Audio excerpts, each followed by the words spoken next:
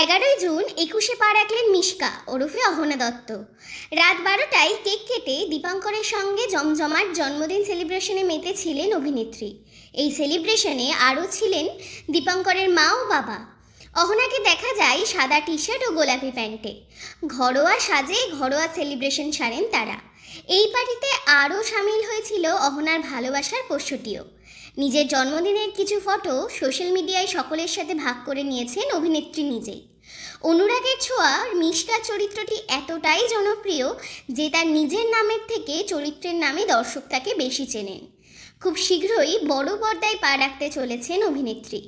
রাজ চক্রবর্তী পরিচালিত ছবিতে দেখা যাবে তাকে। আর এই ছবিতে আরও দেখা যাবে মিঠুন চক্রবর্তী, ঋত্বিক চক্রবর্তী, শুভশ্রী গঙ্গোপাধ্যায় এবং আরও অনেককে। আপাতত অহনা এখন ব্যস্ত নিজের বাড়ি গোছাতে।